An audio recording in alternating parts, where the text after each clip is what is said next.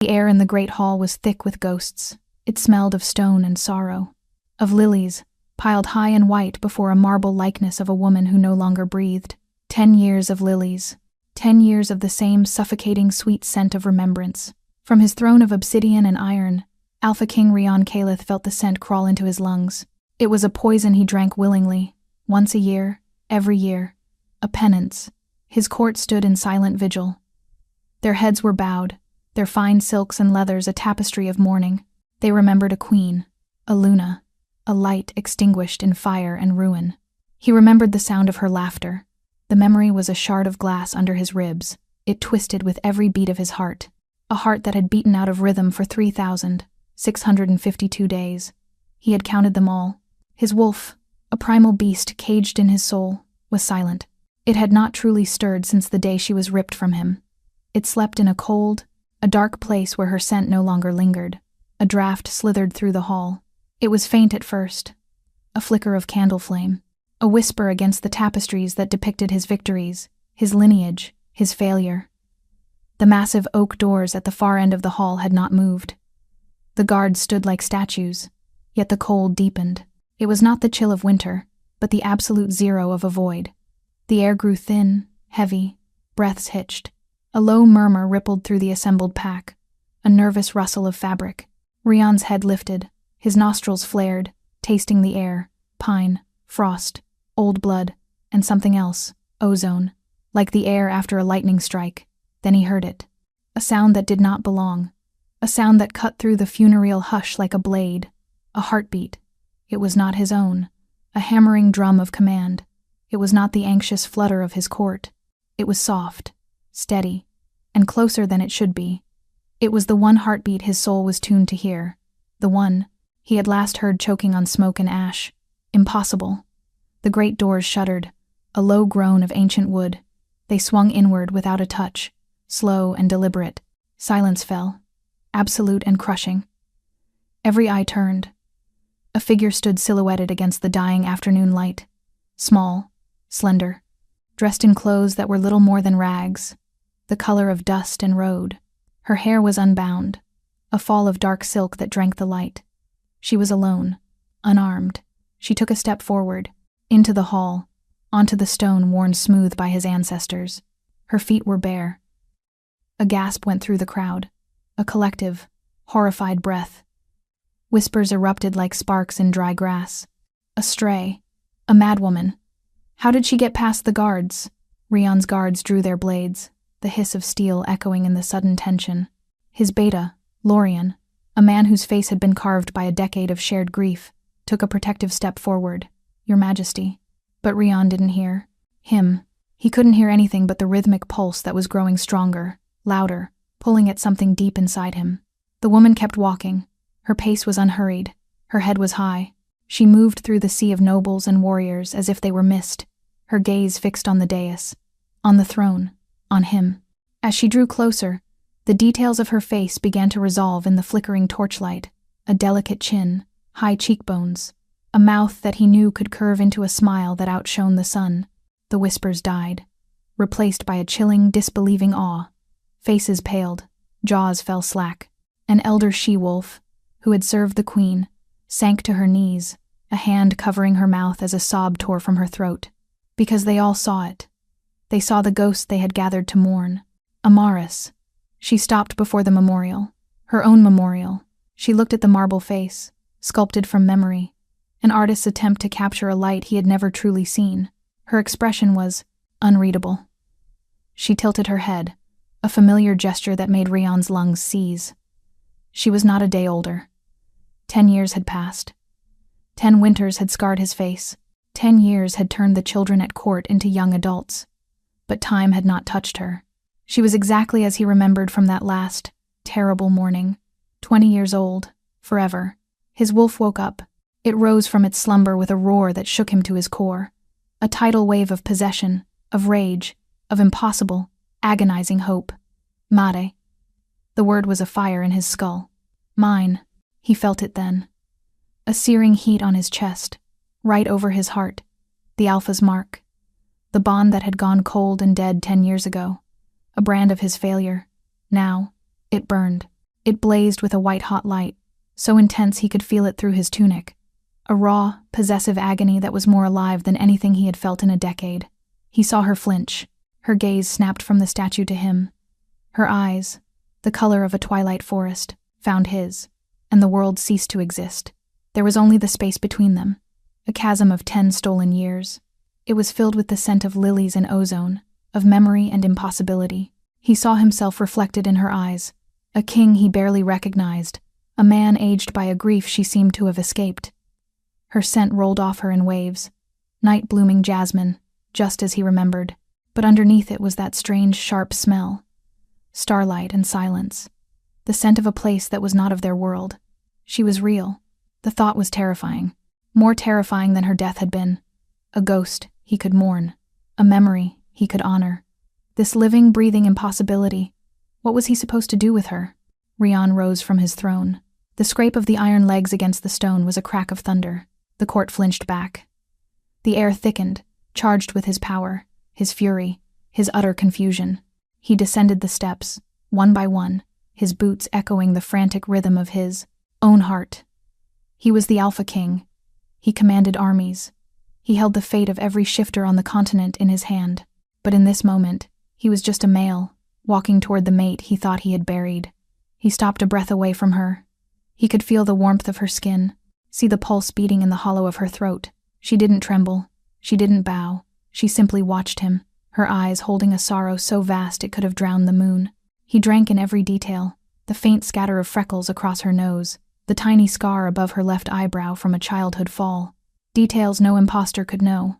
Details that screamed she was his, but his mind screamed louder. She burned. I saw the flames. I smelled the pyre. I carried what was left of her from the ashes myself. The conflict was a war inside him. His wolf howled with joy. His heart clenched with a pain so sharp it was almost bliss. But his reason, the cold logic of a king, saw only a lie, a trick, a cruel blade, sent by his enemies to twist into his oldest wound. He had to know. He had to break the spell. He reached out, not to touch, but to scent. He drew the air from her skin into his lungs. Jasmine, starlight, and her, the unique, undeniable essence of Amaris Dune, his mate. She did not move. She simply let him, her breath a soft, silent thing. The court held its breath with her. Even the moon, it seemed, dared not move in the sky. He pulled back, his hand clenched into a fist at his side. The truth of her scent was undeniable. The fire in his mark was irrefutable. But the woman standing before him, unaged and unbroken, was a living paradox, a wound given flesh.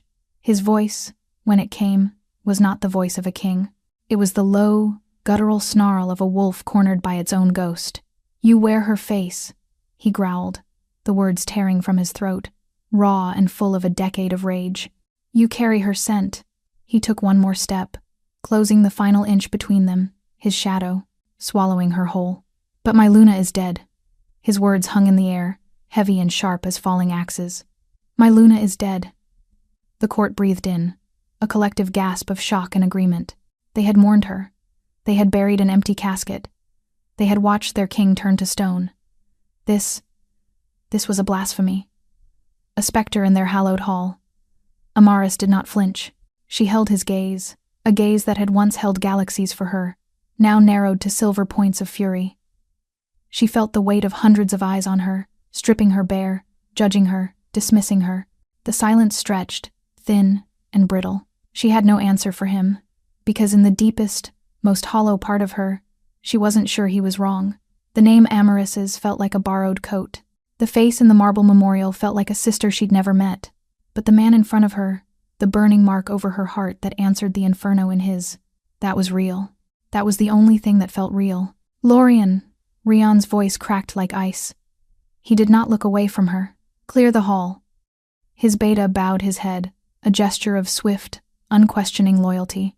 "At once, Your Majesty." The command rippled outward. Guards moved, their armor clinking, their presence a firm, unyielding wall. The nobles and courtiers shuffled back, their whispers a venomous tide. They cast looks at her over their shoulders. Pity, fear, disgust. She was a curiosity, a monster, a sacrilege laid upon their grief.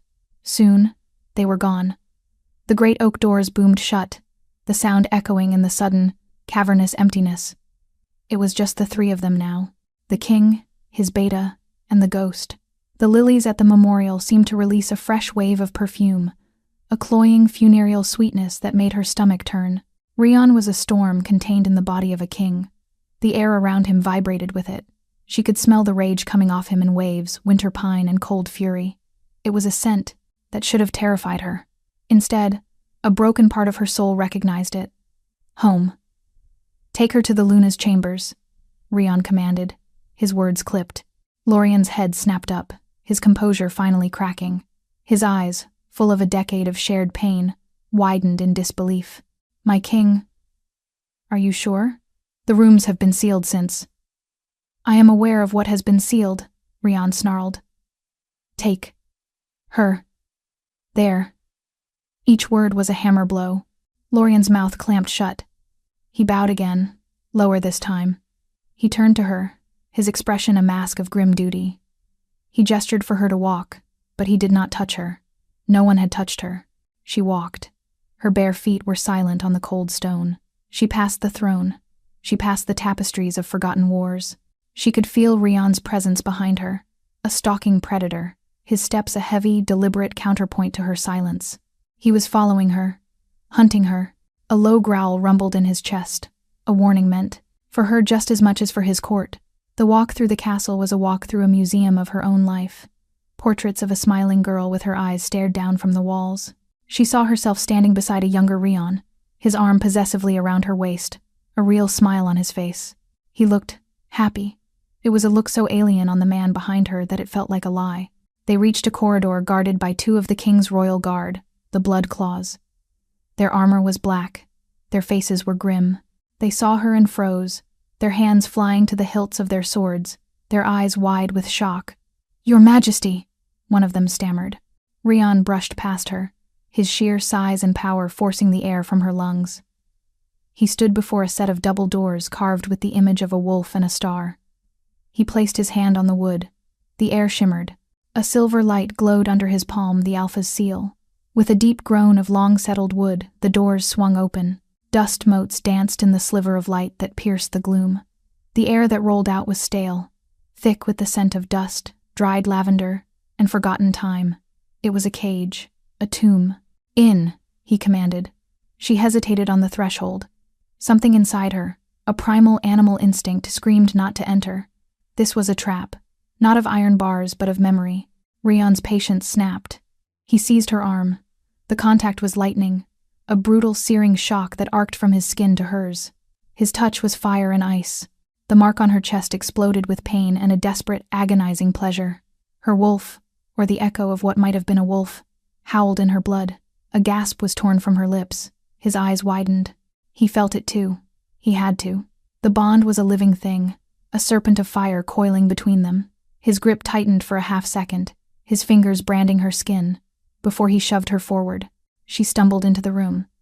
He followed, letting the doors swing shut, behind them, plunging them into near darkness.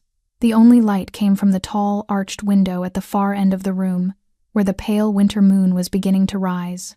The room was a shrine, her shrine. A silver hairbrush lay on a vanity, a few dark strands still tangled in its bristles.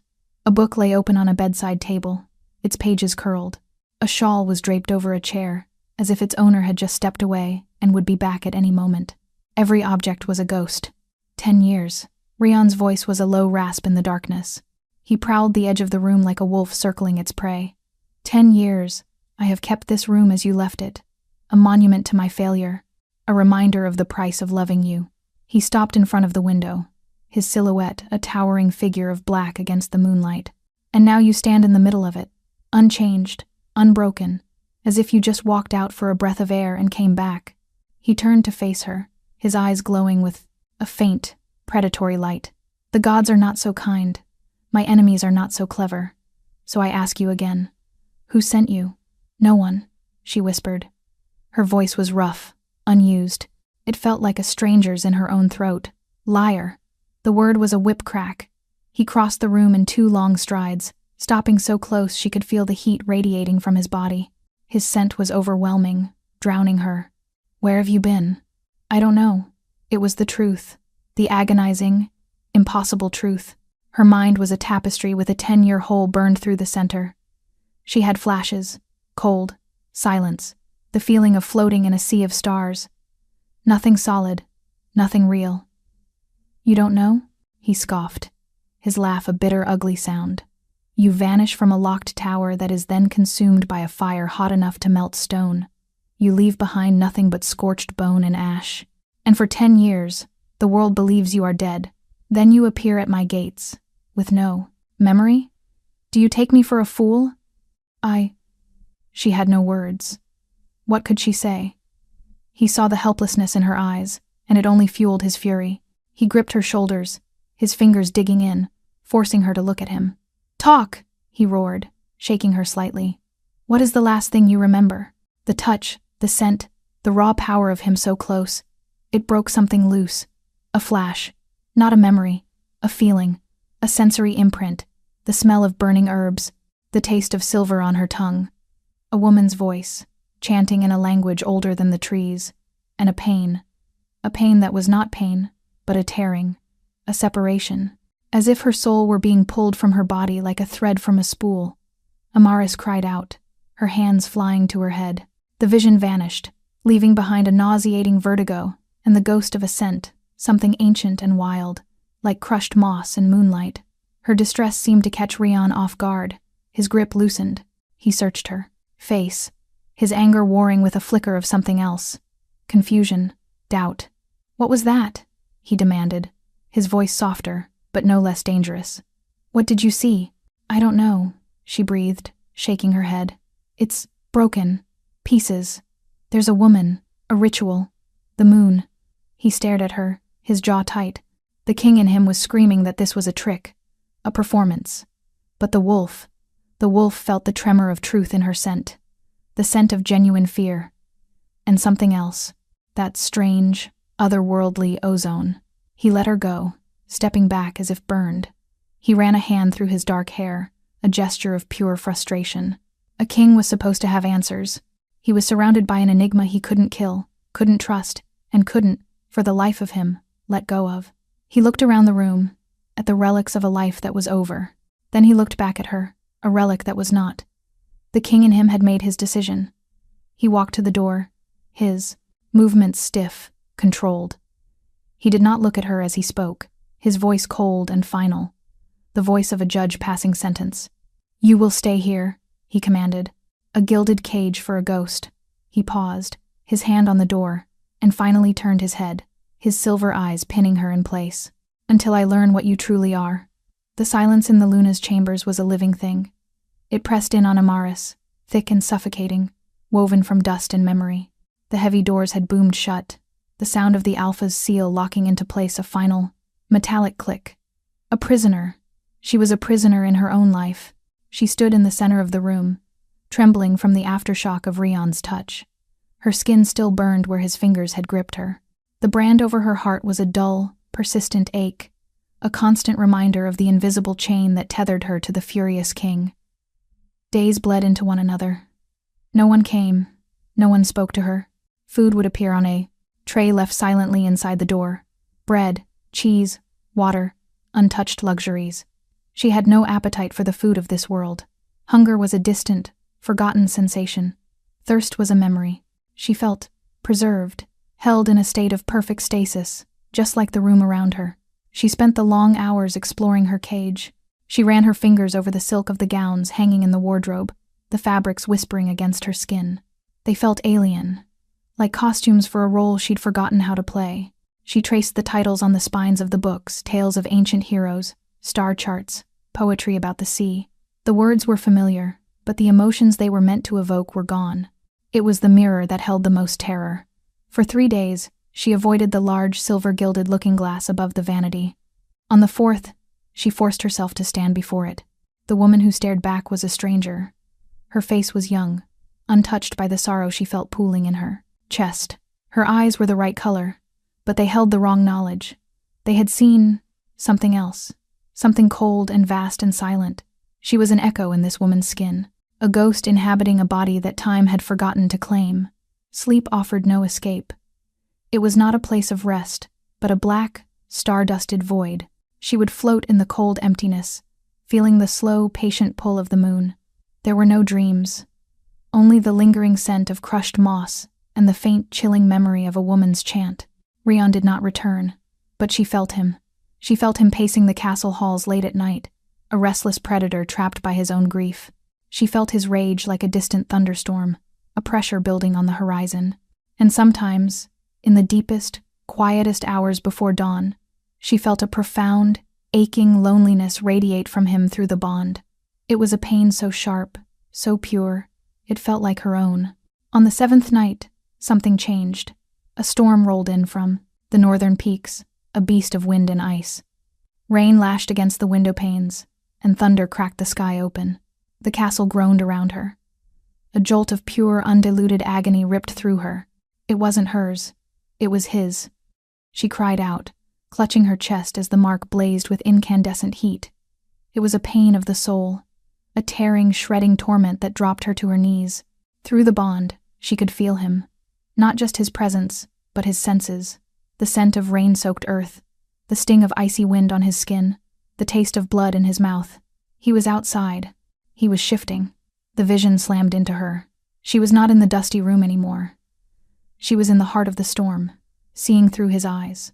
The world was a chaotic blur of gray and black. Trees bent and snapped under the force of the wind. Rain fell in silver sheets, and the pain. It was the pain of bones breaking, of muscle and sinew rearranging themselves into a new form. A brutal, violent transformation.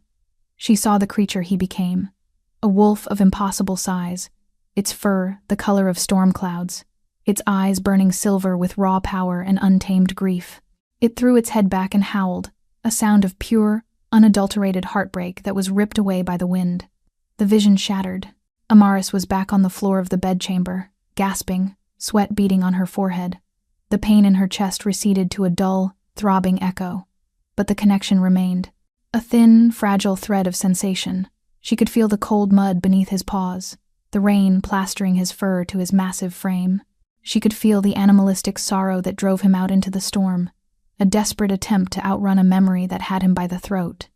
The memory of the fire, the anniversary, not of her death, but of the day he lost her, the day his world burned. Without thinking, she pressed her hand to the cold stone of the castle wall, as if she could reach through it. She closed her eyes and focused on the bond, on that thread of shared sensation. She didn't send words. She had none to offer. Instead, she pushed a feeling down that fragile connection. Calm, silence, the feeling of floating in a sea of stars. She sent him the only peace she knew, the peace of the void, the cold, quiet stillness that had been her home for 10 lost years. For a moment, there was nothing. Then, she felt a flicker, a pause in the wolf's frantic, grief-stricken rampage, a tremor of confusion. He felt her. Through the rage and the storm, he felt her touch on his soul. The feeling was so faint, so tenuous, but it was there. The bond, the one he thought was a brand of his failure, was more than a mark. It was a bridge. The next morning, the storm had passed. A weak, watery sunlight filtered through the window. The tray of food that appeared was different. It held not just bread, but a small bowl of warm broth, a silent acknowledgement, a question. That evening, the heavy doors opened. Rion stood. On the threshold, he was not in his kingly finery. He wore a simple black tunic and breeches, his hair damp from the storm. The raw power still clung to him, but the violent edge of his rage had been blunted. His eyes, when they met hers, were no longer just furious. They were wary, searching. He said nothing. He simply walked to the window and stared out at the clearing sky. Amaris stayed where she was, near the hearth. The silence was different now, not empty, but charged with unspoken questions. "How?" he finally asked, his voice low, rough. He didn't turn to look at her. She knew what he was asking. "I felt your pain." "It's not possible," he said, more to himself than to her. "The bond feels the presence of a mate. Their life, their death. It does not share visions. It does not share the shift." "I saw you," she whispered. "The wolf." He finally turned. His silver eyes bored into her, trying to peel back the layers of her mystery. "What are you, Amorous? The name on his lips was both a prayer and a curse. I am the woman who felt you howl, she answered, the words coming from a place deeper than memory. He took a step toward her, then another. He moved with a slow, deliberate grace, like a predator unsure if he was approaching prey or a trap. He stopped just out of arm's reach, close enough for her to smell the lingering scent of wet earth and pine that clung to him. He was studying the mark on his own chest through his tunic, the place where the bond burned. When you were gone, he said, his voice dropping to a near whisper. The mark went cold. It was like a piece of my soul had been carved out, leaving a hollow, dead thing in its place. Now, it burns. But it's different. It's brighter, more volatile. He lifted his gaze to her, and for the first time, she saw past the king, past the wolf, to the man underneath. She saw the raw, exposed wound of his loss. What did they do to you? He asked, and there was no anger in his voice, only a terrible, aching need to know. Where you were? What was it? Cold, she breathed, the word a wisp of fog. And quiet. I remember, floating, waiting. The moon was always there. It was my only anchor, my only light. His jaw clenched. He was fighting a war with himself. Every instinct screamed that she was his mate, that she was here, alive. But logic, reason, and a decade of unyielding grief told him it was a lie. He reached out, his hand hovering in the air between them. He did not touch her, but she felt the heat of his skin, the pull of his proximity. Yesterday, he said, his voice barely audible. In the storm, when I felt you, in my head, it was the first time in 10 years the pain stopped. The confession hung between them, raw and vulnerable. Her own hand lifted, as if drawn by an invisible string. Her fingers trembled as they neared his. She wanted to touch him. She wanted to feel the solid, living warmth of him and know that he was real, that this was all real. Their fingertips brushed. It was not a lightning strike this time. It was the slow, deep hum of a forgotten song starting to play again. A current of warmth flowed from his skin to hers, a gentle fire that soothed the ache in her chest. The bond flared, not with pain, but with a feeling of rightness, of homecoming. His breath hitched. He stared at their hands, at the single point of contact that was rewriting a decade of his reality. The mark beneath her skin began to burn, not with his pain, but with its own purpose. A soft, silvery light pulsed from it, visible even through the fabric of her dress. The light pulsed between them. It was a soft, silvery luminescence, emanating from the bond mark on her chest. A living light, a third heartbeat in the room. Rian stared at it, his face a mask of disbelief. He saw its glow reflected in her wide twilight eyes. It was real, tangible, a magic he had never known. His fingers, still, brushed against hers, tingled with the energy. It wasn't the hot, searing power of an alpha, but something else entirely. Cool, ethereal, ancient. It felt like holding captured starlight. He snatched his hand back. The light flickered and died, sinking back beneath her skin. But the warmth remained, a deep, resonant hum that vibrated through the floor, through the very stones of the castle. The bond was awake. And it had changed. Amaris looked down at her own chest, a hand fluttering to the spot where the light had been. She could still feel it, a gentle thrumming against her ribs. It wasn't frightening. It felt like a part of her she hadn't known was missing. What was that? Rian's voice was a raw whisper. The king was gone, replaced by a male grappling with an impossible truth. I think, she started, her own voice trembling. I think it's what kept me. His gaze snapped to hers. Kept her from what? From aging? From dying? From returning? The questions hung. In the air, 1,000 invisible blades. He stood there for a long, silent moment, the battle waging behind his eyes. To trust what he was seeing, what his wolf and the bond were screaming at him, was to admit that the last 10 years of his life, the grief, the rage, the cold, empty throne, were built on a lie. Not her lie, a lie of fate. The king finally re-emerged, his shoulders straightening, his jaw setting like granite. He made a decision, a dangerous one. You cannot stay in this room, he stated. It was not a kindness. It was a strategic move. A cage of memories was useless against a power he didn't understand. I need to see you in the light. I need to know what you are. He turned and strode to the door, unlocking the alpha's seal with a grim finality. He pulled the heavy door open, flooding the dusty tomb with the torchlight of the corridor. He looked back at her. Come. It was a command, but it was also a dare. Show me you are real. She walked out of the room for the first time in a week. The air in the hallway was cool and alive. It carried the scent of wood smoke, roasting meat, and the distant, metallic tang of the training grounds. The sensory flood was overwhelming. After the dead silence of the sealed chambers, the castle felt deafeningly loud. A guard's cough down the hall made her jump. Rian saw her flinch. He saw the way her eyes darted around, taking everything in with a kind of desperate, startled intensity. He said nothing, but his pace slowed almost imperceptibly.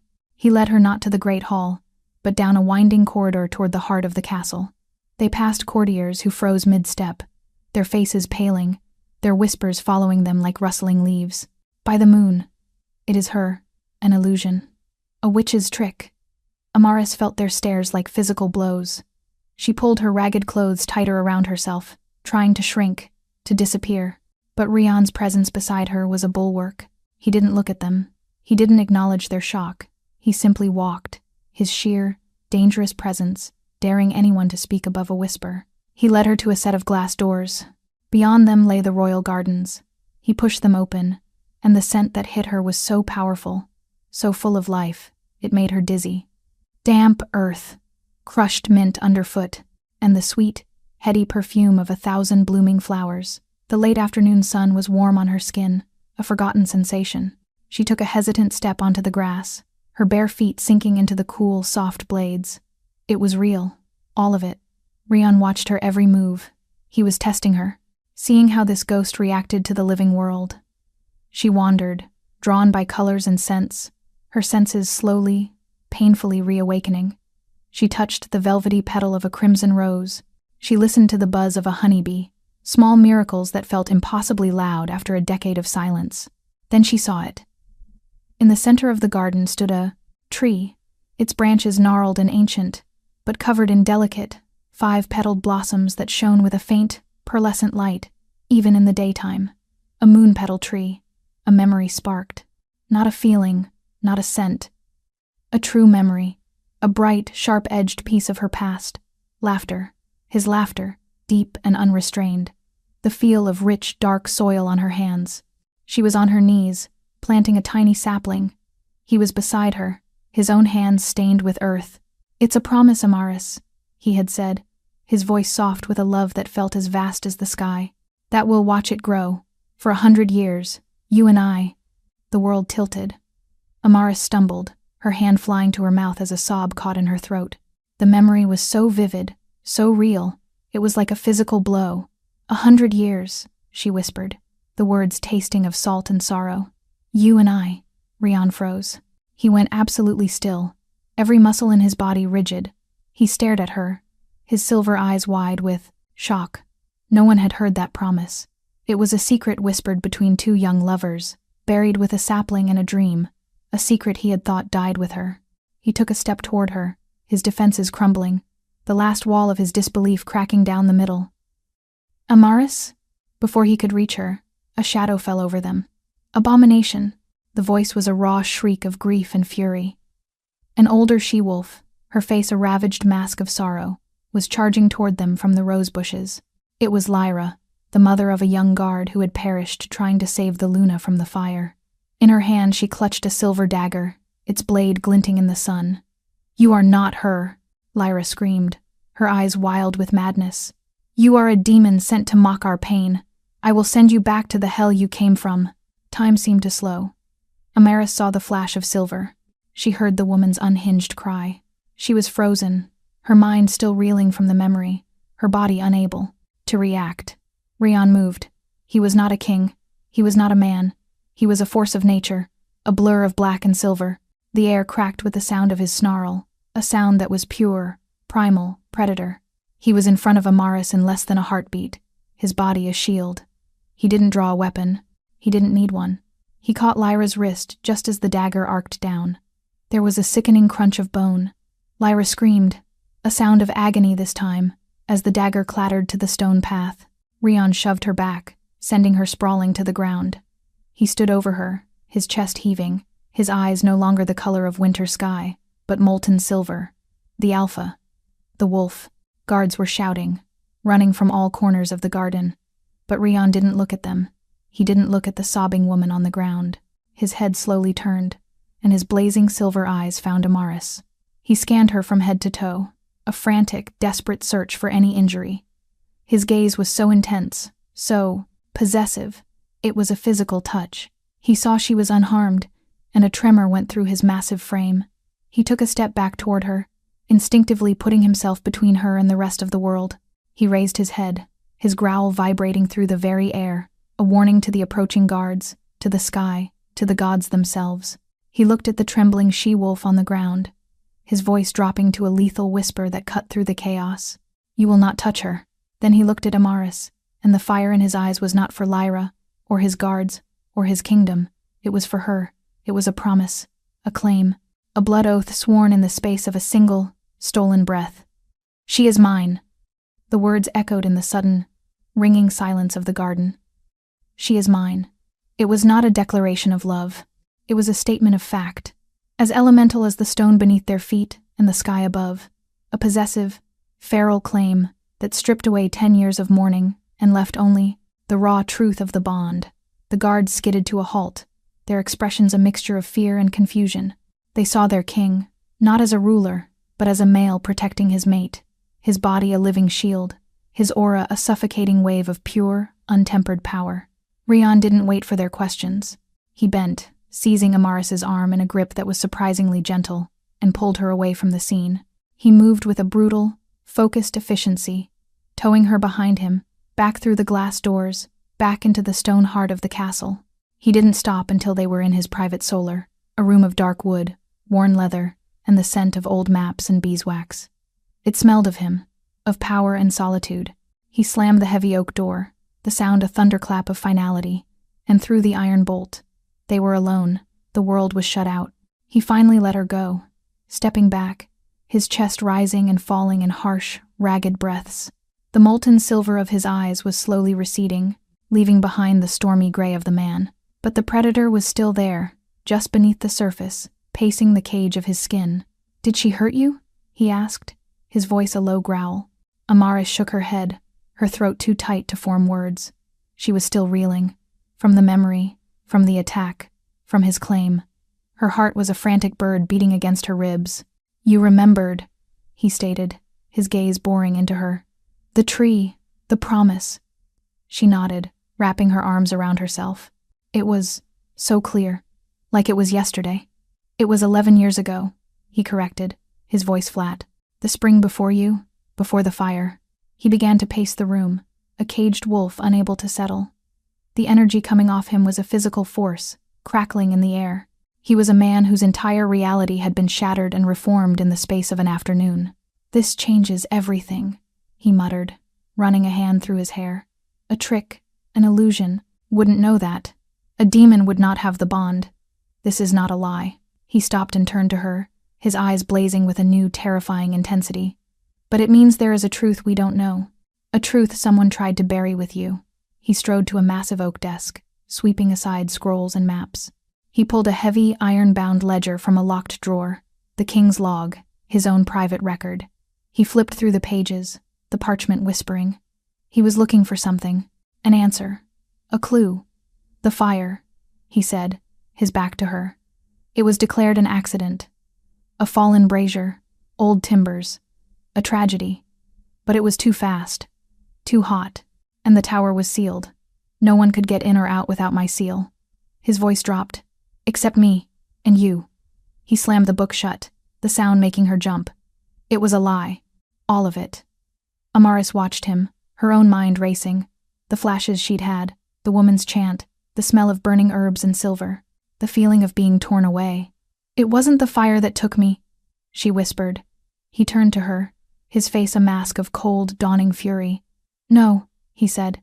"The fire was to hide the fact that you were already gone." A piece of the puzzle slotted into place, cold and sharp. Someone had taken her. Someone had performed a ritual. And someone had set a fire to erase the evidence, leaving Rion and his entire kingdom to believe she was dead. Someone from within the castle walls. "Who?" he snarled, the question aimed at the ghosts of the past. Who would dare? His eyes fell on her, and a new thought, a darker suspicion, entered his mind. The magic that took you, that held you, that is not the magic of wolves. It is older, wilder. He took a step closer. The way the bond has changed? The light? Amaris, what did they do to you? I don't know, she said, her voice small, helpless. I only have pieces, a face in shadows, a voice, he repeated, seizing on the word. Whose voice? A woman's, she said, closing her eyes, trying to grasp the slippery memory. She was old. Her scent, it was like crushed moss and wet stone. And regret. Rian went still. Every drop of color drained from his face. He stared at her, his expression slowly transforming into one of utter horror and dawning, soul-crushing betrayal. Moss and stone, he breathed, the words barely audible. The scent of the deep caverns. He knew the scent. He knew the voice. There was only one person in the kingdom old enough, powerful enough, and with enough knowledge of the ancient rites to perform such a magic. Only one person who had access to the sealed tower. Only one person who he had trusted with her life. The seer, he whispered. Seraphine. The name hung in the air, a poison. Seraphine had been his father's advisor, and his own. The ancient, revered matriarch of the pack, who could read the threads of fate, in moonlight and flowing water. The woman who had blessed their mating. The woman who had held Amaris's hand and promised her a future full of strong suns and peaceful moons. The woman Amaris had loved like a grandmother. No, Amaris breathed, shaking her head in denial. It couldn't be. Why? Rian looked as though he had been stabbed. The betrayal was a physical blow, stealing the air from his lungs. He stumbled back, leaning against his desk for support. She told me you were in danger, he said, his voice a hollow echo of pain. A prophecy. She said a curse was laid upon your bloodline. That on your 20th birthday, it would awaken and consume you, and through you, my entire pack. She said the only way to save you, to save us, was a severing ritual, one that would cleanse the curse, but that it was dangerous, that it might— His voice broke. That it might kill you. The lie was suddenly laid bare, intricate and monstrous. I forbade it, he snarled, his fist slamming down on the desk, cracking the solid oak. I told her I would face any curse with you. I would not risk you. I locked you in the tower for your own protection until your birthday had passed. I thought I was keeping you safe. The terrible, agonizing truth crashed down upon them. Seraphine had never intended to save her. She had intended to remove her. She had defied her Alpha King, used her knowledge and his love for Amaris against him. She had performed her ritual, ripped Amaris from the world, and then set the fire to cover her crime, leaving Rian to believe his defiance had cost him his mate. Where is she? Amaris asked, her voice trembling with a cold rage she didn't know she possessed. Dead, Rian answered, his voice devoid of all emotion. She died in her sleep 2 winters after the fire. They said the grief of losing her Luna was too much for her old heart. He let out a harsh, bitter laugh. She died peacefully, honored by the pack she betrayed. While I have spent 10 years tearing myself apart for a choice I never even made. The scope of the betrayal was staggering. It reached back through time, poisoning every memory, every tear shed, every day he had spent in that cold, empty bed. His grief was not a tragedy.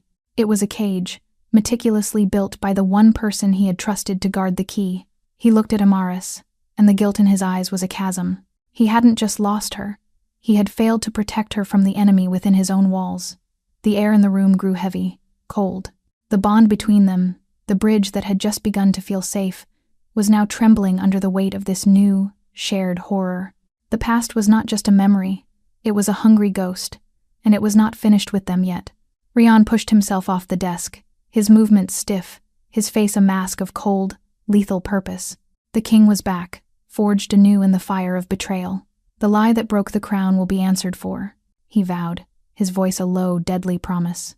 Her bones may be dust, but her secrets are not. I will tear this castle apart stone by stone. I will find out why. He walked toward the door, his purpose clear, but he stopped, his hand on the bolt, and looked back at her. The fury in his eyes was tempered by a new, frighteningly clear understanding. The prophecy she spoke of, the curse in your blood, she believed it was real. She was willing to betray her king, and kill her Luna to stop it. He took a step back toward her, his gaze dropping to the place over her heart where the silver light slept. She didn't kill you, Amaris. She preserved you. What if she didn't fail? What if she was just waiting? The question was a sliver of ice in her heart. Waiting for what?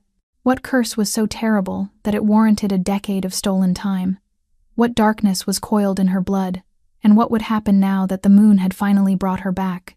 The lie had been revealed, but the truth, he realized, might be far more dangerous.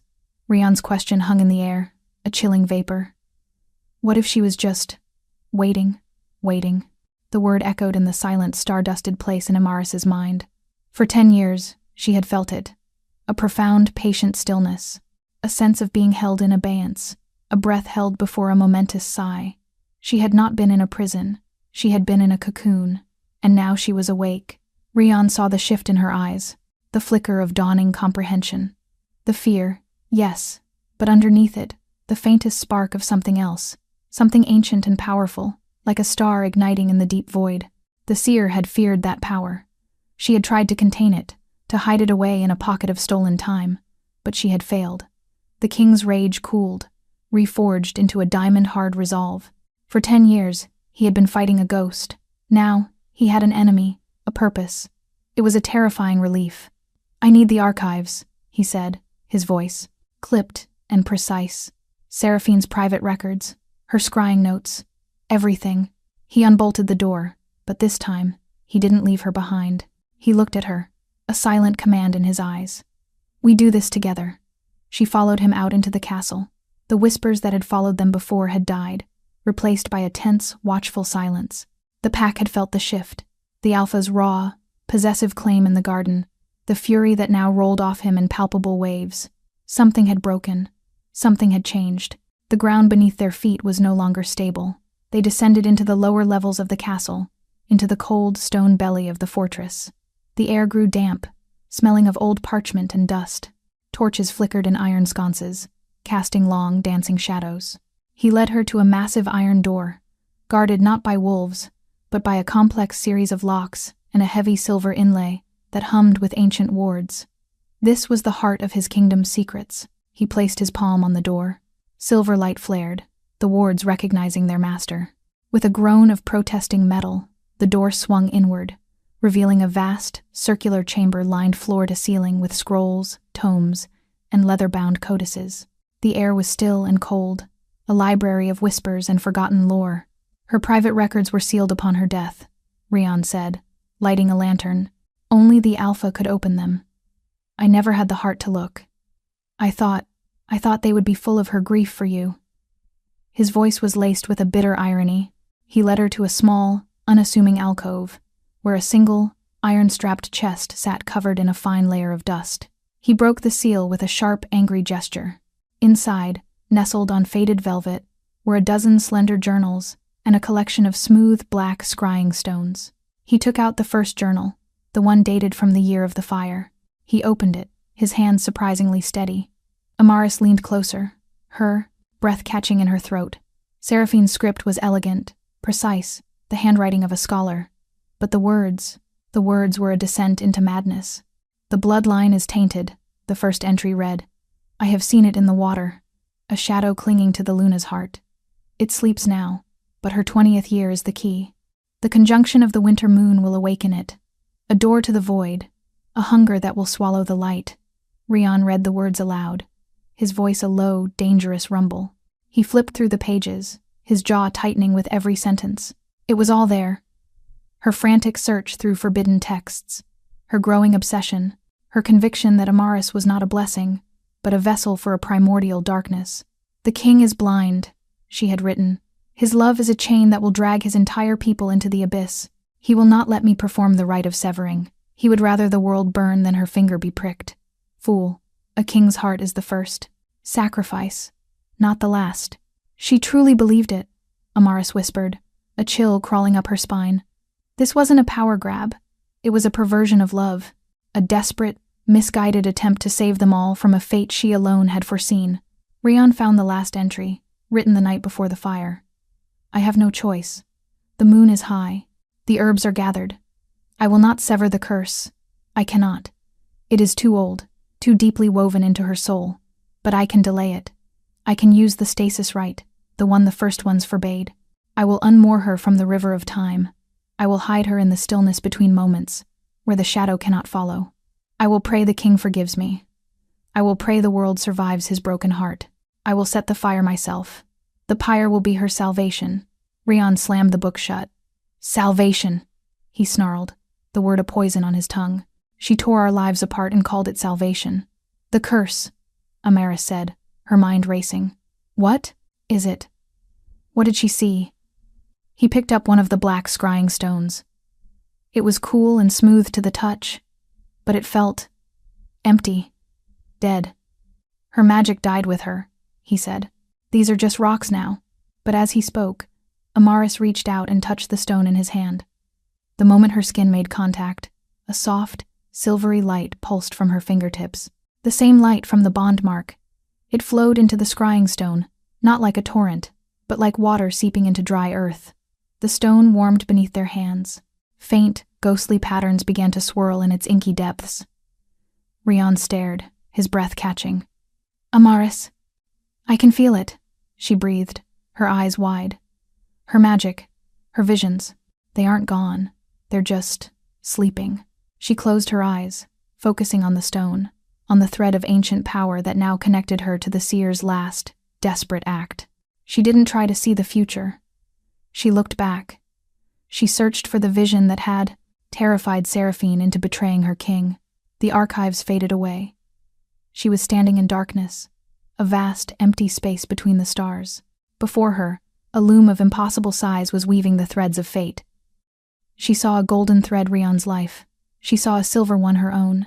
And she saw them twist together, creating a brilliant, radiant cord. But then, a shadow fell. From her silver thread, a darker strand began to emerge, a thread of pure, living darkness, an uncolor, a void.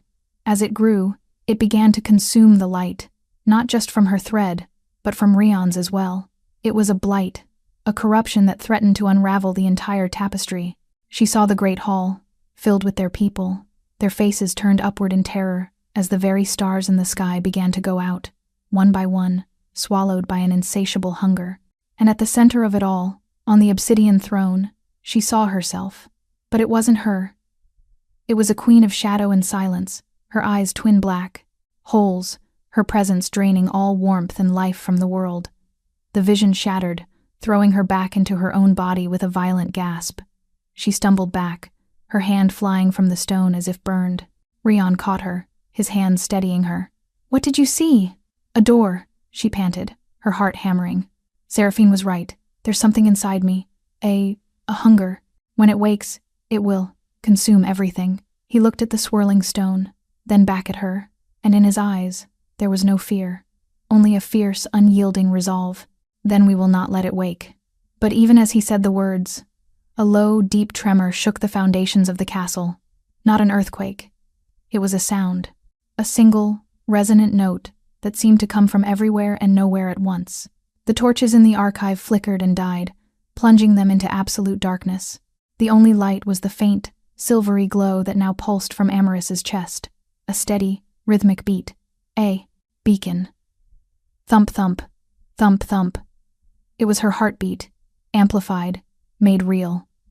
From the darkness outside the archive, another sound answered, a scratching, the sound of ancient, heavy stone being dragged across stone.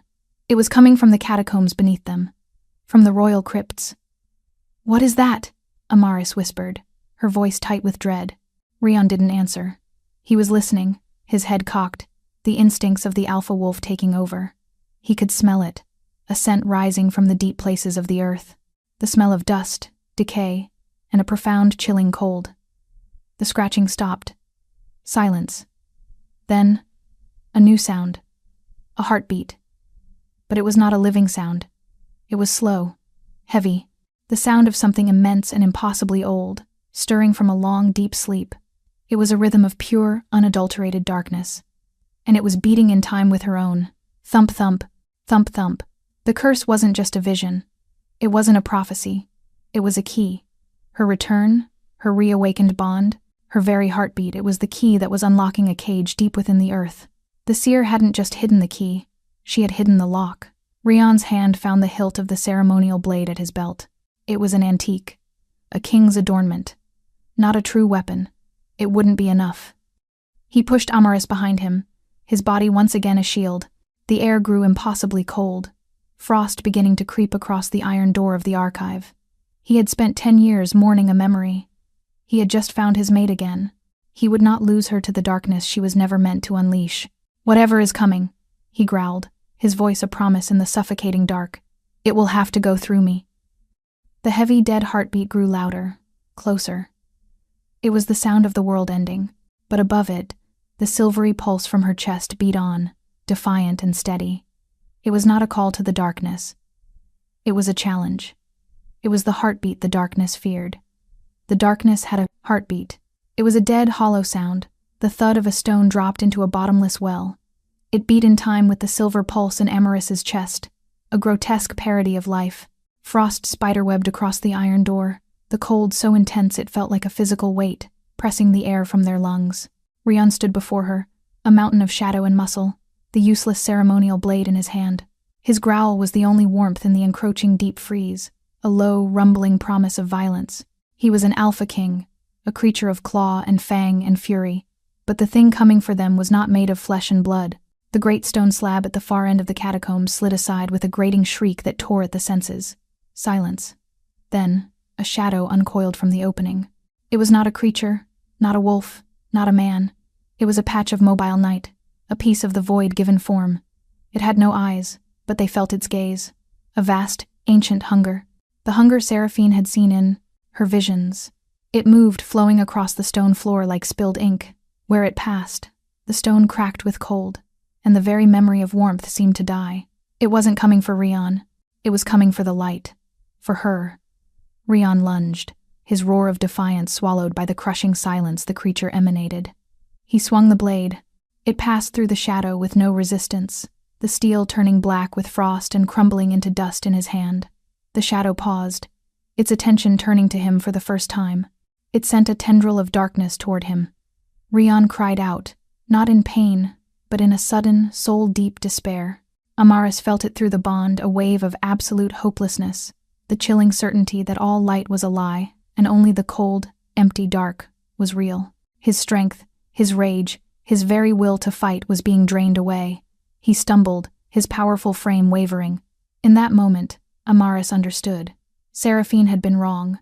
So terribly, tragically wrong. The power within her was not a door for the darkness to enter the world. It was the lock. For 10 years, the lock and the key had been separated. Now, she was back, and the ancient prisoner was testing the bars of its cage. The silver light in her chest pulsed, a fierce, defiant beat. Thump, thump. It pushed back against the wave of despair, a tiny flicker of warmth in an ocean of cold. She was not a vessel, she was a warden. "Rion," she said, her voice clear and steady in the oppressive silence. He turned his head, his silver eyes dull with the shadow's influence, a king on the verge of falling to his knees. "Let me," she said. She stepped out from behind him. The hunger stopped its assault on Rion, its entire focus shifting to her. It sensed the source of the light.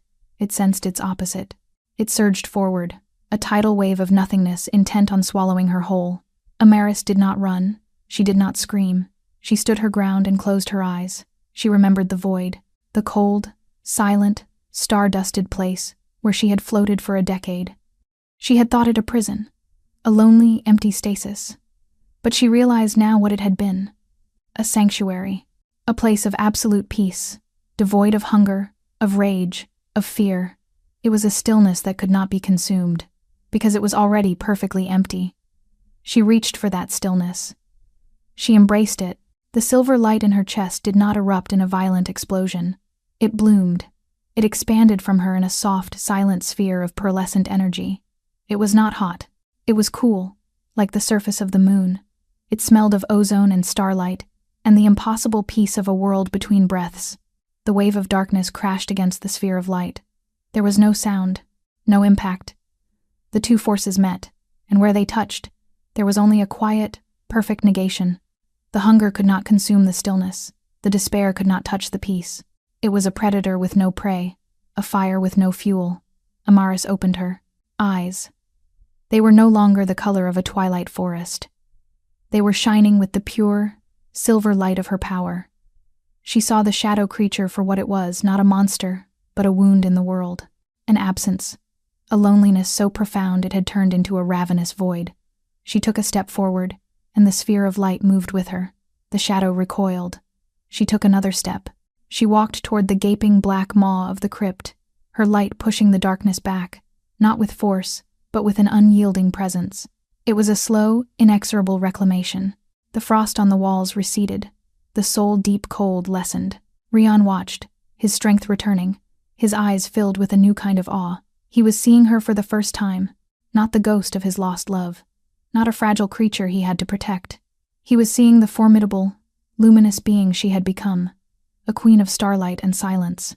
Amaris reached the entrance to the crypt. The shadow, diminished and compressed, swirled before the opening, unable to retreat further. It could not touch her. It could not pass her. She placed her hand on the cold stone beside the doorway. She did not pour her power into the stone. She poured her memory of stillness into it. She wove a ward of absolute peace, a lock made of silence. The silver light flowed from her palm, sinking into the rock, creating a seal that was not of this world. The shadow let out a silent, final scream of frustration and was sucked back into the depths. Amaris pushed the heavy stone slab back into place. As it slid shut, the final, dead heartbeat from the deep faded into nothing. Silence. A true, natural silence. The silver light around her slowly receded, sinking back into her skin, leaving only the faint, steady pulse over her heart. The torches on the wall sputtered back to life, one by one, filling the archive with a warm, flickering orange glow. The cold was gone. She turned. Rion was standing there, his face unreadable. The chasm of 10 years was between them. But it was no longer filled with ghosts and lies. It was filled with a staggering new truth. He crossed the distance in 3 long strides. He didn't speak. He simply reached out and cupped her face in his hands, his thumbs gently brushing her cheeks. His touch was warm, real, grounding. He searched her eyes, and what he found there was not a curse, but the woman he loved, forged into something more. Amaris, he breathed, and her name was a prayer, a release, an acceptance of everything she was, and everything she had become. He lowered his head and kissed her. It was not a kiss of frantic reunion or desperate possession. It was a kiss of quiet reverence. It tasted of gratitude, of sorrow, and of a love that had survived time, fire, and the literal darkness. It was a promise. No more secrets, no more fear. When they finally broke apart, the first, pale fingers of dawn were stretching through the high windows of the castle. He led her, their hands, intertwined, up from the cold depths of the castle and out into the royal gardens. The air was clean and sharp with the promise of a new day. They walked to the moon petal tree. It was covered in dew, its blossoms glowing softly in the nascent light. It was twice the size of the sapling in her memory. It had grown. It had waited. Rion reached out and touched one of the glowing blossoms. 10 years, he said, his voice soft. I came here every night. I talked to this tree. I told it about my day. I told it I missed you. It was the only thing left that felt like a promise. She leaned her head against his shoulder, her body finally relaxing against his. The constant thrum of tension she had carried since her return was gone. 100 years, she whispered, finishing the promise from so long ago. You and I. He wrapped his arms around her, holding her as if she were the most precious thing in the universe. Not a ghost, not a weapon, just his. The sun crested, the mountains, bathing the world in gold. The light touched the scars on his face and the ancient knowledge in her eyes. It found the bond mark between them. No longer a brand of pain or a beacon for darkness, but a quiet, steady testament to their survival. The past was a landscape of ashes, but the dawn had finally come, and under the silver dawn, they began to heal.